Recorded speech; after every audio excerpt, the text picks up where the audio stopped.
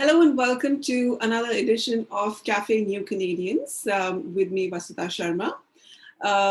A very happy Canada Day to all our viewers joining us on Café New Canadians, which is a virtual chat show for the newcomer community in Canada, wherein we interview and quiz professionals, industry experts, career coaches, newcomer leaders on what it takes to really thrive in Canada, the skills that it takes, the mindset that it takes to really thrive and settle in this beautiful country that we call home.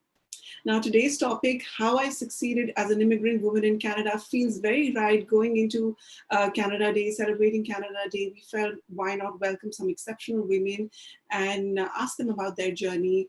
We know that the world's diversity is reflected in Canada, in Canada's multiculturalism, and we wanted to know how immigrant women made it here.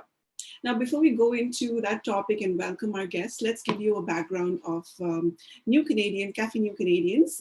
We are brought to you by New Canadians, which is a television and web series. We create informative content for you, the newcomer community, to help you with settlement, employment, education, networking, and so much more, and give you credible resources and connect you to credible, accurate information to really help you in your first few years when you land in Canada. Now, across our social media platforms, our website, on YouTube, you can join us, join the conversation, let us know what you like, and also keep following our latest updates, interviews. We're interviewing experts from across the board, from across Canada in various fields. We're also interviewing newcomer agencies to bring you credible, latest information. So do follow us there. I'm your host for this evening, Vasudha Sharma, and let's now welcome our guests. We have Taranum Khan, award-winning consultant. She helps people strategize their career and education. Taranum is also a diversity advocate. We also have joining us today Svetlana Ratnikova. She is the CEO and founder of IWB, Immigrant Women in Business. IWB connects Canada's diverse ethno-cultural communities with governments and private corporations. Also joining us from Montreal is Muzna Dureid. She is an award-winning refugee activist and social advocate for women and the Indigenous community. She is a liaison officer with White Helmets. Thank you so much, all of you, for joining us. It's such a pleasure. And our topic today is how I succeeded as an immigrant woman in Canada. And we have three brilliant women joining us now. As we kickstart this conversation, keep engaging with us. This is a message to our viewers. Type in your questions on the Zoom tab or go to our live chat on YouTube where you can submit your questions. And we'd love to pose those questions to our guests today. You can quiz them, ask them your personal questions regarding your newcomer journey. Okay, let's begin. Taranum, Muzna, and Svetlana, thank you so much. Such a pleasure that you could make time for this. Pleasure's all ours. It's wonderful to be a part of this chat. Thanks for inviting me. Thank you. Okay, so, you know, you're all women who've been there and done that, you know. I mean, you've gone through your challenges many years ago, 10 years, 5 years ago. And I'm sure from that journey, from that experience, there's a lot that the newcomer community today, people who are watching who just came to Canada, maybe been here a year, can still learn from that. You know, I'm sure some experiences, some cultural shocks will remain the same. Maybe if I could start with you, Svetlana, what was it like to be a newly landed immigrant in Canada? What was that transition? What was that first year like? A lot of challenges. Like all immigrants, we come here, we don't expect things for granted. We come here to work very hard and to face those challenges. That's why we come to this beautiful Canadian land to grow through those challenges. And this is one of those countries where you can fall in love with those challenges, because without challenges, life would be pretty boring. And this country gives you the safe growth to success. But the first few years always the most challenging, because you don't have that network close to you that would guide you and help you to succeed in this country, which is why today it's an amazing opportunity for newcomers to connect and to learn from mentors, consultants, career coaches, business coaches, and just people who just with giving hearts want to help other people. And thanks to technology and thanks to your channel, thank you for what you do helping new immigrants. Yeah. Svetlana, I remember a story that you shared with me. You went to the library and you were wondering, how do I fit into this society? What do I do? What can I do in Canada? Yes. How did you find your answers? Because I remember my journey began. For many months, I would keep sending resumes, but my journey kick-started when I went to a volunteering workshop, and that's how I learned what to do. What were your first few steps like? Yes, we didn't have internet like we have today. We can Google everything, right? Where to go. So I went to the library and I was researching companies and trends who are progressing in Canada. You obviously want to tap into, no matter what you do, whether you're starting the business or you're looking for a job, you want to apply yourself to the growing sector, right? Like today, let's say it's a social enterprise growing sector. Anytime you look at in Canada, food industry, pharmaceutical industry, they're always growing sectors, right? Those sectors with consumable products. You look always at numbers. That's what I'm an economist. I didn't really speak language really at all. But I could operate through numbers and do my marketing research. And again, I didn't really know anything marketing research. I just did something that makes sense. It's not what I can do, it's how can I, with my skills, would be a good fit for that particular organization at the company. How, with my skill set, I can make this company better. Right, and that's how I landed my first. I narrowed it down to marketing research field, right? Simply because research, I understand research is a data analysis. I knew that I could do that, even though I didn't speak the language, but I could analyze the numbers, right? Numbers that are in Russian numbers, in Indian numbers, and in Canada, the same numbers, marketing, it's simply because it's always not about us. It's like anything we do in business, the same it applies to career. It's not about us. It's what market is offering and what you can do to fit in that market, right? So it's really marketing research with respect to understanding what this world gets to offer, right? What Canada gets to offer to us. That's how I kind of narrow it down to marketing research. And I went to the, I'm fortunate to think strong and to think big. I started just by looking which is the best marketing research company that is in Canada. And end up working for the biggest marketing research company in the world, which is AC Nielsen. And it's simply... So you decided to evolve and to kind of like take a new tangent with your career. You saw what was in demand and picked that career. Taranum, coming to you, you were an educationist back in India with a thriving career in post-secondary education. You came here. What did you find? Was your past field also doing well here? Did you have to change? Did you pick a new career stream? Great question, Vasudha. It was interesting. I had 10 years of management in a university setting. I also had teaching experience. So my major was Canadian fiction. I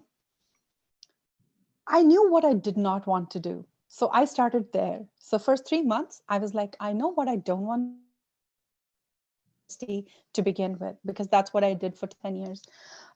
Meeting with the nonprofit sector, and especially, you know, how it's been 10 years. So I had attended a lot of programs that help newcomers transition. So the CIP program at that time was taking place. So when I landed here, I already had an idea as to what is out there, where all can I go, what nonprofits serve with settlement. As I started exploring and meeting with these employment counselors, I noticed that there was a gap. Just because I had a PhD and this much experience, a lot of times I was being told that you're overqualified. You're overqualified. And I'm like, interesting. I thought there would be positions out there waiting for me, and I'm overqualified for pretty much everything here. So at that point, I happened to chance upon a volunteering opportunity with microskills. And that helped me land my first opportunity. So one thing I constantly encourage people when they're newcomers is be open and explore. And the opportunity was an absolute fit with my skills, because I was asked to do business services, which meant relationship development, plus coach newcomers as a career counselor. That's how I started. So I found what I had been looking for, what I had wanting to do by default. Immigrants are known to be very courageous, have immense resilience, but not everybody comes with the same personality. What would your advice be to newcomers in the first few months of that phase of coming here and just being met with a no at every place they go and suddenly losing their self-worth, their confidence? What is that one thing they should always remember, or what kind of inner strength should they rely on that makes them go out and discover new opportunities? This is what I tell every newcomer that I meet. First of all, even before they land here, the one thing that anybody who's planning to land here or is here needs to do is do your research. Tap into your own strengths and skills and find out, what am I good at? Remember, the place has changed. Your experience and education does not go away. They don't vanish. You're still the same person. All you need to do is find that connect, the transferable skills that will help you acquire the positions and roles that you're looking for. Be open to opportunities and exploration. Approach people with an open mind, and be ready to network professionally. Those are tips that will help people find their first foot in the door. Muzna, now to you. I know all the women here today are so brave, given all the challenges they've overcome in settling in a new company, completely uprooting themselves. But to you, Muzna, your journey started in Syria, and you came to Canada as a refugee and you sought asylum. Can you share in brief your story and how your personal story now has led to your full-time work in the community? Yeah. First, thanks for inviting me. My story in Canada has started with after I left Syria. I was traveled to I based in Turkey, and I was working in Syrian civil society for peace building and conflict resolution. And as I've been activist over there, so I've been selected by Noble Women's Initiative, which is organization in Ottawa, founded by the female winners of Nobel Peace Prize. And they each year select the 3 laureates, youth laureates from a conflict zone, to bring them to Ottawa, to train them and to give them a chance to learn and from different perspectives, especially as North America diplomacy, it's a different about our region. And when I came here, it's like I didn't take the decision that I'm gonna stay in Canada. It was for the internship, and I'm gonna come back to Turkey. But I did a lot of panels across Canada, like Ottawa, Manitoba, Calgary, Vancouver, and I met a lot of Canadians, Syrians, refugee here. So, and I had a panel, and it was with a lawyer who's immigration lawyer, and who discussed with me my journey here, like if that I can apply for asylum as I fled my country as a fear of persecution and violence. And I applied for, like, I took the decision to stay here, and I moved to Montreal as it's cheaper for asylum seeker, as you need to wait for your paper, for work permit, for so many like details and paper documents. So this is why like I choose like Montreal, and also as I'm already French speaker, so it was like easy for me to integrate. And I continued my work in civil society, whether in Syria or here in Canada. And I worked with the community organization in collaboration with the Canadian Red Cross. And after I start work with the White Helmets, which is a humanitarian organization in Syria. We work to help civilians over there who've been target of bombardment. And yeah, like I start like discovered the country, and also the opportunities, challengings, and also how to change, how to I can add a value for this society by my own, not by not only as a Syrian or like as a refugee, but also as a Muzna myself. That's wonderful. I think in other cultures and maybe other countries, the concept of volunteering or working with nonprofit organizations, working for the community, really giving back to the community may not be common practice. Muzna, what is your message to the newcomer community about the importance of working in this civil society sector, and how that could also be a great route to discovering your true purpose in life and building a career? Yeah, like in crisis, people asking how they can help, or like sometimes they say it's hard, we couldn't donate and all this stuff. But yeah, there's like a donation, but at the same time, especially like refugees, newcomers, they need this a new network, friends, and just like this is small push from who based here from long time. So being volunteers with the nonprofit sector, it's so important, because like it's like a in-kind donation. It's like you giving for society by different ways, and also by humanizing numbers and needs, and being also close to the real society that we have, because each of us we live in our bubble, so we need to go out and to discover the needs of people far away from our neighborhood, far away from our society and network. And this is the only way that we can really discover what's the needs, what's the gaps also, and how we can contribute.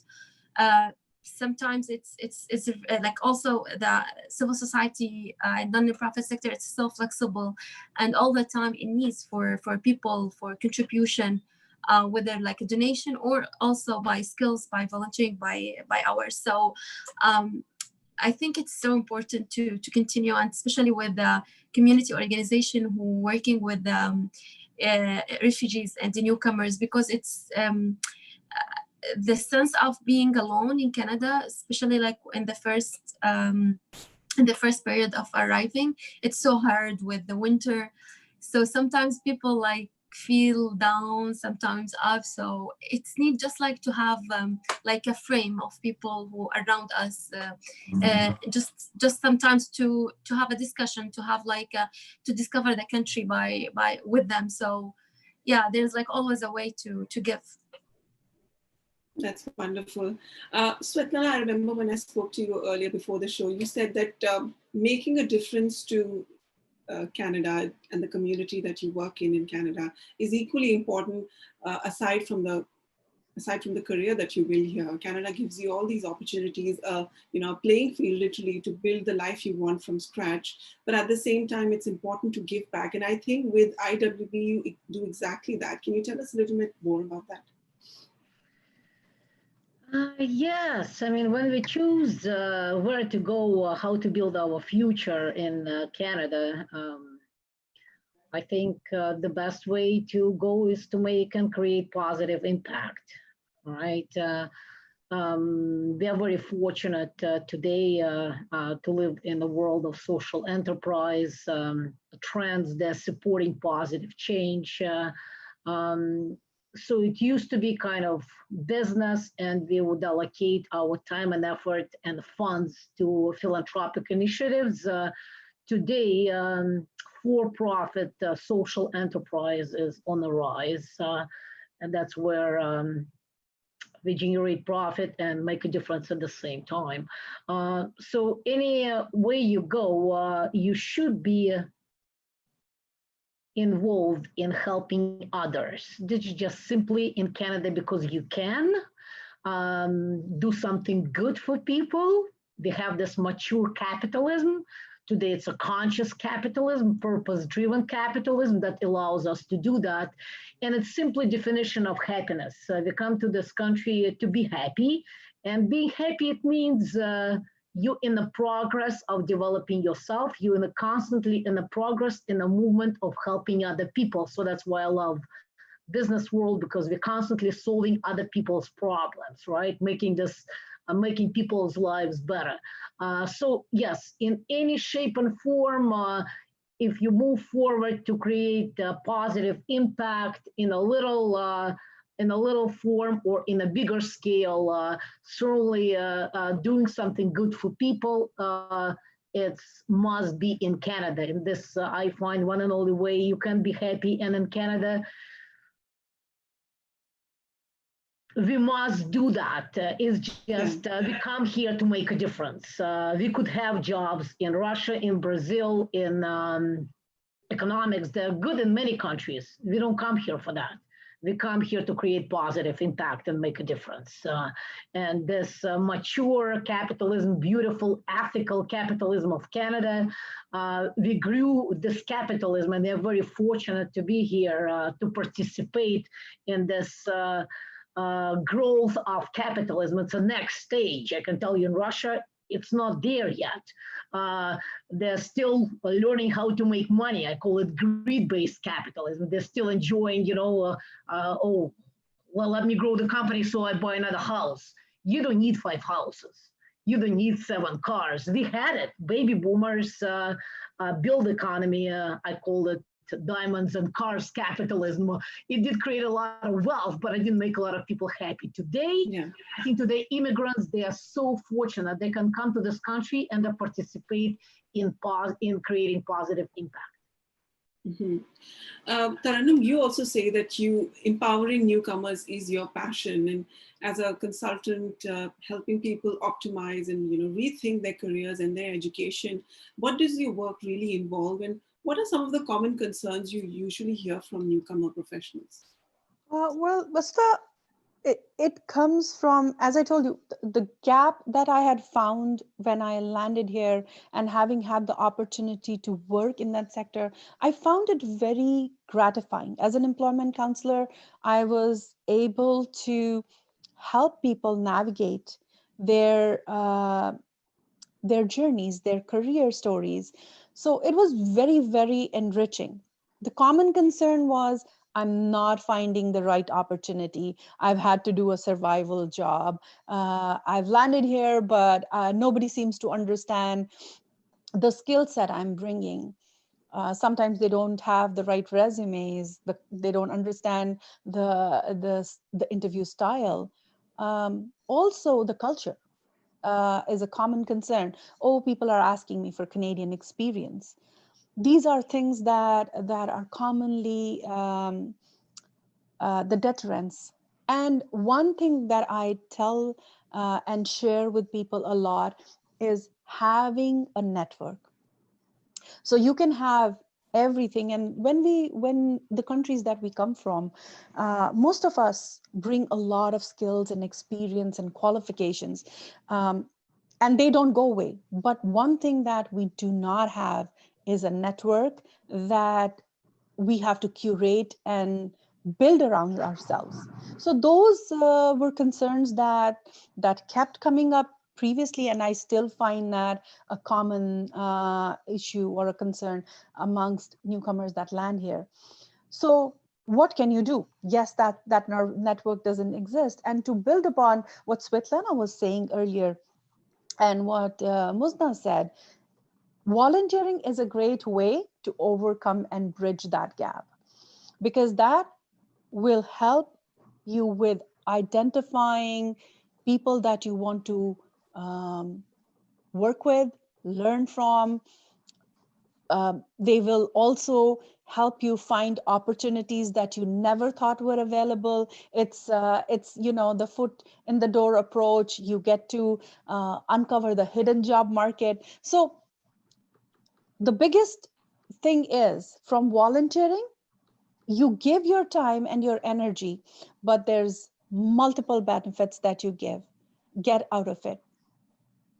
Not only that, you will overcome the barriers that you face as a newcomer of not having the right networks and not having the right connections. So the connections piece gets built up when you build your networks and you connect with people through volunteering. When you give this advice to newcomer professionals, do some instances resonate with you or echo in your heads that many years ago I was in the same situation? Can you maybe share an anecdote or a story? So it's very interesting. And I know if my family is listening, they're going to kill me for this, but I'm going to still share. So I remember one of my cousins saying, "Oh, you've not even started earning yet, but you find the time to go volunteer at 3 different places." So even as a newcomer, within my first 3 months, I had started volunteering at 3 different places. And I had made a conscious choice of exploring before I went in for a opportunity to start work. So, and do you understand that you are by doing this, it's $25 per hour, and I'm talking 10 years back, $25 per hour that you're throwing away. And I laughed and I said, yes, I understand. And I've earned for 10 years so that I can, relax now and find out what do I enjoy. And if I have this opportunity now to explore and find my passion, I am going to give myself that, allow myself that opportunity. So I took my time. And in the 4th month, I can tell you, I started in this journey of working in the career industry. And there's no looking back. I have had different roles and I've had different positions where I've worked with newcomers. I've also worked with youth. I've worked with within the diversity, equity, inclusion space. I've worked with projects which are funded by the government. But I think the most satisfying work comes from being able to support newcomers in finding their true potential, because they are hurting. When they come here, it gets shaky. It is a hit on the self-esteem when you're not able to find the opportunity that you have, that you thought would be available. So it shakes you up. And I was shaken. I will not lie. I still remember, and this was, I think, maybe the 3rd month itself, very close to before I actually landed the first position. I was sitting across of my employment counselor, and I was with tears streaming down my cheeks. I was like, how is it that people don't see the potential I'm bringing? And I clearly remember the conversation, and the employment counselor told me, it has nothing to do with you. There's a lot of other pieces to this puzzle. And trust me, you will find the opportunity that will get you going. And that's a fact. It happened. So how do you unravel that puzzle? How do you solve that puzzle? And like you say, a lot of newcomers in their first year are hurting. Definitely their self-esteem is challenged. How do you nurse that pain? Well, I'll take you back to my earlier conversation. There's this openness to learning that one needs to have. So there's a lot of things that you need to unlearn and make room to relearn the culture, the nuances, the vocabulary, the expectations that employers have of you, and that gets you going. And finally, the network, building that up will get you going. Now, there's also a huge piece of having a brand, a presence on social media as well, wherein you need to know how to put yourself out there on social media so that people have the right perception about you. So it's becoming easier with social media, and especially LinkedIn, because that opens up a whole plethora of opportunities. Just you having the right presence and doing the right steps when you are on LinkedIn can open up multiple opportunities. Back in the day, that might not have been the case. It was there, but it wasn't being used as extensively. So as of now, what you need to do is make sure that people understand who you are as a person, what skill set, what value proposition you are bringing to them as an employee or as somebody who will be a part of their network. And then you go in with the skill sets that you bring to the table for them to understand, okay, this is why this person is going to be the best fit. Because honestly, companies in Canada are not looking for the best people. They are looking for people who are the best suitable fits within their environment, their own company cultures. As long as you have that likability factor, that skill set factor. So it's a combination of all of these. And if you can showcase that, there is no way doors will not open up. Wonderful, great insights there. Svetlana, we were just talking about building your personal brand and how important that is. You're pretty well known in your immigrant business community. What went behind building the Svetlana brand and IWB? Just wanted to do good to people and to the world. Really, it's never with leadership. It's never about us. It's about people who we want to help. IWB is really it's a collaborative effort of immigrants who came to this country, and it was only for me as individual to create that nurturing, inspiring, diverse-based group. And with that culture, with that level of positivity and that level of leadership that I earned through going with a lot of challenges, I am that leader that leads to inspire. I see in each and every person humongous opportunity for potential growth in Canada, right? So back to your question, it's not really about me. Each and every leader, person, manager, CEO of the company, no matter in which structure, in which sector, no matter what what we sell, if we lead to inspire, if we look at each and every person with a desire to help them grow to the next level, this is the best, I would say, of your personal branding. Yeah. When you came to Canada, Svetlana, your biggest challenge was that you didn't even speak the language, right? No, you really started from the bottom.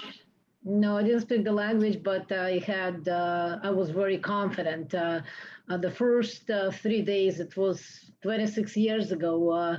My son is 33 now. But yes, I do clearly see, like most immigrants, like Taranum, and probably Muzna, we remember those days when we came here, the first few days, few weeks. I mean, they're shocking, right? Because you see the potential, but you have no idea how to grab it and where to start. And it's overwhelming, but this is where you grow as a human being. That's why we love to immigrate to different countries, right? Because it allows us to grow to the next level. We come to unknown. And this is the form of life, right? Life should be full of challenges, and they're full of challenges. So that's why I personally love dealing with immigrants, and we always hire immigrants for this reason, because they took massive risk to come to this country. Guess what mothers do, right? We do it for our own children, but we took the massive risk. Guess who is going to work very hard for your company? Immigrants, because they have to. We come here with this desire to do, and we are prepared to work 10 times harder. We are prepared to volunteer, not to sleep nights and go, go, go, go. Yes, I mean, I remember I looked downtown Toronto. First, what I did, I landed to Russianville, where all the Russians live. My first day in Canada, I went to the Russian area. I looked around. I looked at people who speak only Russian. I went to the library. I went to the store and realized, okay, I'll never learn the language here. So I have to get out of there. So 3 days later, I was living downtown Toronto. Don't ask me how and what. That's my decision, because how am I going to speak the language? But I went to the school for 3 hours, English school. And I looked at people when they actually talk passion on the breaks, right? They were talking their own language. I scratched my head and I said, no, I won't be able to learn English in school either. So I had to surround myself with people who speak English. So that's how I ended up being right downtown Toronto. And I remember I went right to financial district, right on King and Bay. And interesting, I have an office there in this intersection today. And I looked around and I looked at people's eyes. I'm a strong believer in people and just humanity, feel. I mean, when you look at people, I looked at their eyes, I look at who they are, their energies and how they act, how they dress, how they walk. And I said, if they can make it here, I can surely make it in this country, right? Because they're the same people. I mean, most of them you look downtown Toronto, they make it. Most of them, English is their second language. They made it somehow, right? It's not really rocket science. You don't need to be PhD or MBAs. Yeah, some people come here with PhDs and MBAs, but majority not. They come with a desire to work hard and to make it in this country, and they're prepared to do a lot of hard work, right? So that was my experience. I looked around and I said to myself, I can make it here. I'll figure it out. And what you feel in Canada, obviously very fortunate to live in Canada, you feel kindness. It's a kind society. I mean, that's why I'm on the business side of things. And I always teach my solopreneurs, my entrepreneurs who just start businesses, the best marketing tool that you have in your pocket, that's Canadian flag on your product when you sell it globally, right? And again, I'm from Russia, from Moscow. It's you deal with mafias and a lot of anger, right? So that you come here and you see people are nice. You naturally feel good. You say, I can make it in this country, right? So this was my experience. And then yes, you just go. You just go and nonstop. Of course, you'll be rejected. Of course, you'll be. I went door to door, one HR to another, talked to people, and I was wondering how come they're saying no to me. I'm an economist. I run my business back in Russia. I'm capable. I can do a lot of things. Give me the chance, right? Of course, you'll be rejected, but this is how you learn. To go to people, to do your research, right? And again, this country, I mean, do a lot of mistakes, fail. That's good. I mean, it's healthy. That's how we learn and grow. I do want to add to what Svetlana just mentioned. It's so interesting. For newcomers, they must explore the settlement sector. There's a ton of resources available for people who ran recently. And she mentioned the classes.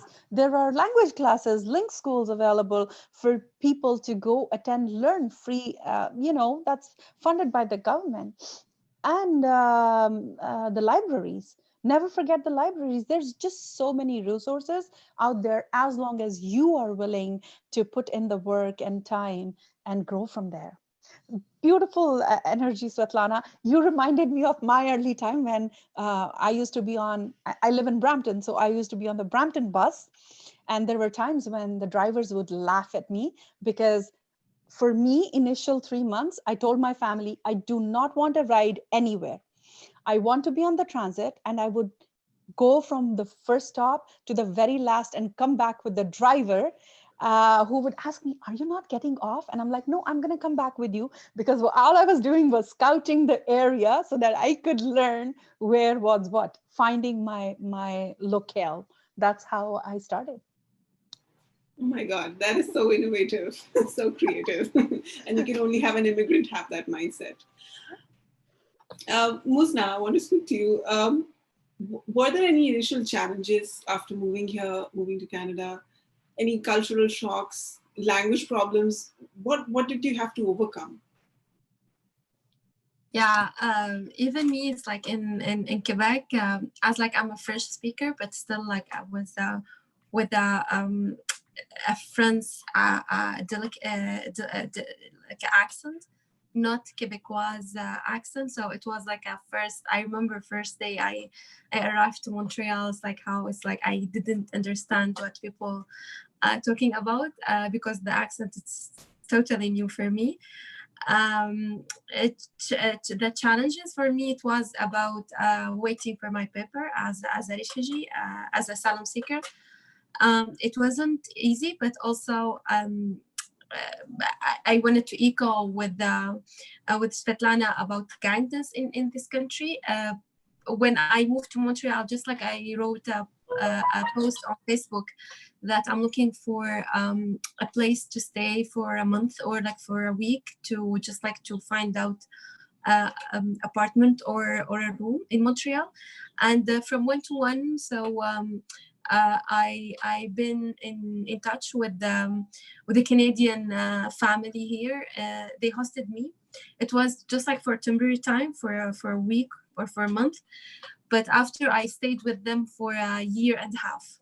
And the parents of this family also, they did the private sponsorship for me, for my parents to coming to Canada, and they came in last November, like 6 months ago.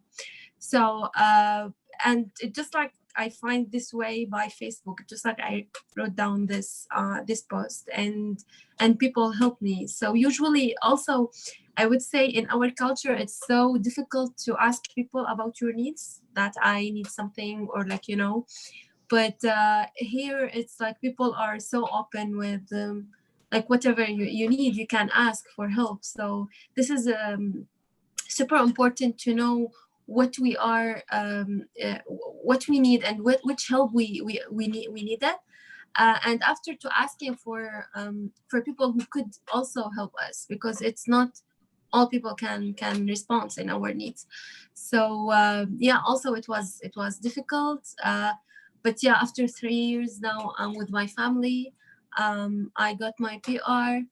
I'm working full-time job, and yeah, it's really 3 years ago I couldn't believe it that after 3 years I will be in this place. I personally feel that Canada makes you a better person. It polishes you into definitely a kinder, but also a better kind of a human who values basic human rights. Have you, any of you, picked up any typical Canadian traits over the years? How has Canada changed you over the years? Yeah, what I learned from Canada, it's diversity, that we enrich ourselves and our society by diversity, not by being like each other. And since my arrival to Canada, when I attended, like one of the way that I'm doing that, I'm attending as much as I can, all panels, conferences, meetings, even if I didn't also understand about what they talking about, but just like to understand the atmosphere in the country. So I remember when I attended like a workshop about Indigenous people, and like I repeated the question 3 times, we still talking about Canada. It was like a difficult for me to understand the violation in the history, the past, and especially like I had the fear because as a refugee I fled persecution, so I wanted to be settled in a safe space. And from that time till now, I founded the Indigenous Refugees Movement, where doing like a gathering between Indigenous youth and Indigenous refugees. um, to give them a space to discuss their issues, concerns, especially as both group, they are uprooted from their lands, stigmatized and traumatized, and they need to open to have an open space for their discussion. I remember in the first session I did, there's like a question came from a refugee youth. He asked about to indigenous youth, did you see me as a settler in your country? And the question and the answer it was, no, we are both victims of international system and the global system, but we can help each other. So, and this is like actually the real answer that I was looking for. I want to be like a potential contributor for truth and reconciliation a process in Canada, and also to help my community to understand the past and also to be part of the future, to find solution and to find the way, and like in like in the next gathering I did. There's like a lot of also Canadian who attended those sessions and gathering, because they said there is no space that mix up people and open for this bond, like questions about our society and the suffering of all each category. So the last one before COVID-19, it was in March, and it really was like a half indigenous, half refugee, and also Canadian participants. So and each gathering, each session, I learned from people how they see our like how they see us, and also how we can. It's so easy sometimes to tackle the or like to eliminate the stigmas on people just by by having like a coffee together. So yeah, it's just like we need to open doors for discussion for our like social gathering, Yeah, or like virtually now. Yeah, and that's such an important part of history that the newcomer community needs to be educated about as well. Taranum, you've stressed upon a lot on the importance of volunteering. Personally, how did you convert your volunteering into a network? How did you subtly, or in a more polite way, I don't know what the right word is, how did you convert all your volunteering efforts? You were volunteering at 3 places at one time. How did you build that network?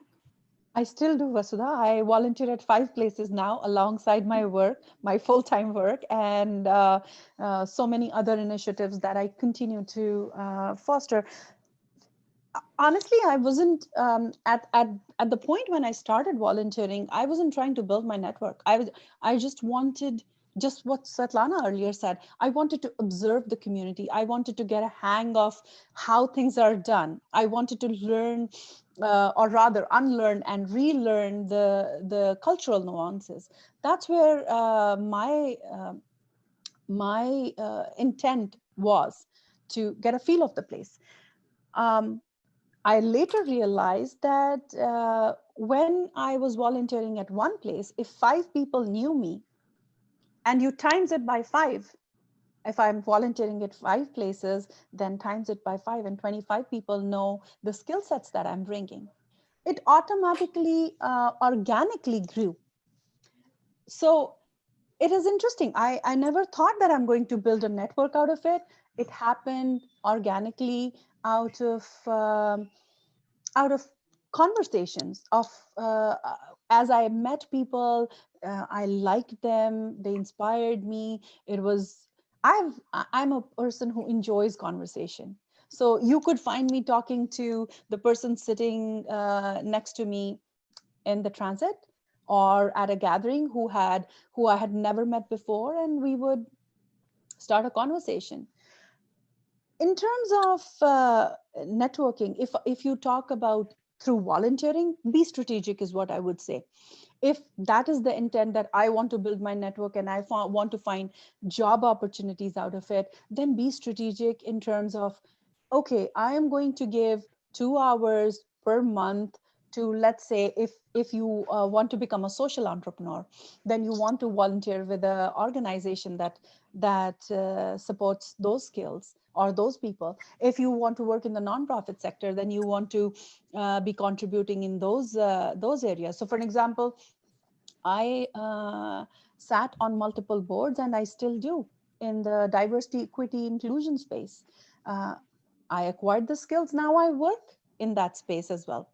My background was management and literature and project management, and um, I did not study diversity, equity, inclusion as my core.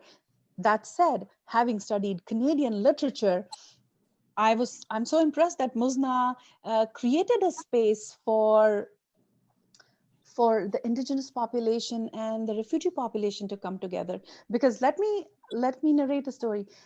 Despite the success I had had with my network, and despite the success with my career, I was feeling that I did not belong.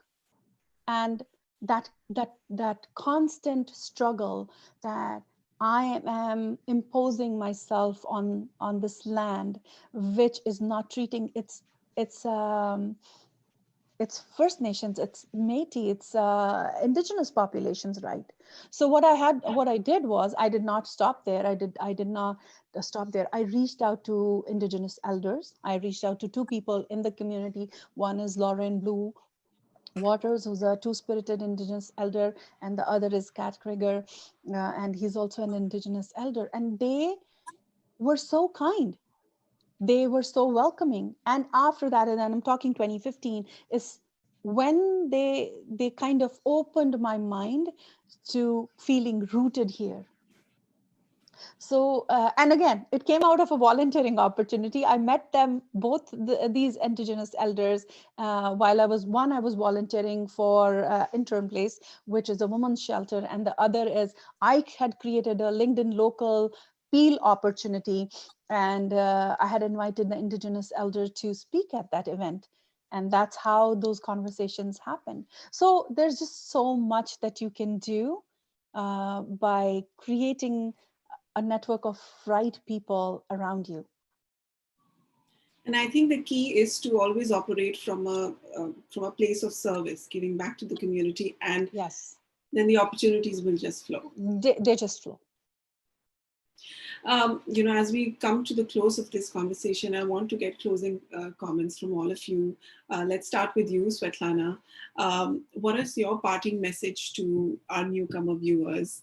What is that essential mindset that they must have? Or what is that one weapon that they have in their arsenal that can help them really settle in well in Canada? Network. It's not what you know, it's who you know in this country. And then you touched on personal branding.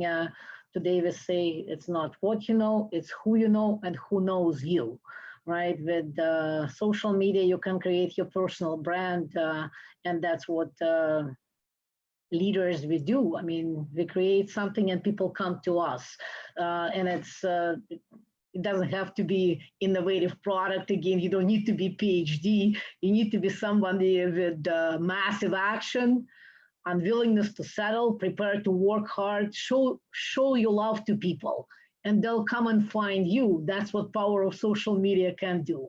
So network. Back to Taranum is network in your specific area. In business, we always say start with the end in mind. All people come to Canada with different goals. I personally believe in huge goals and big impact, but it's not for everybody. If you want to work in nonprofit sector, network with nonprofit sector. If you believe in making a difference, and if you want to be $1 million income earner, so that you network with immigrant women in business, right? Select your spots from your own mind where you want to be, where you see yourself. And my last one, I believe that Canada is a land of freedom and opportunities. I believe in capitalism. I believe in business, because in business, that's where you grow and create an impact. Grow your business, start the business. Don't settle for the job that you're paying bills. That's not what this country is for. You can have good job, but you can have an amazing business, network in the business with the business community, and create an impact. Thank you. Taranum, your closing words. Well, for me, my message is very clear. Be prepared to put in the work. There are no dearth of opportunities in this country. As long as you are willing to put in the work, you will find a path. And to resonate what Svetlana said, don't just depend on one aspect of your career. Create your own path, create your own opportunities, and keep making the way. And yes, Muzna is also back. Muzna, we're also getting great feedback on your story. A viewer, Tasneem Damji, said you are an inspiration, Muzna. What are your closing words to our viewership today? Yeah, I would say your journey in Canada is going to be hard, but joyful, and it's going to be useful for your future. Sometimes you're going to find it very hard and you're going to cry and you have nostalgia for your country. But after, you should just like get like the chance and give you also the chance to get the results of what you do here in this country, because like I believe Canada, each step you do, you're gonna find it a way by another way.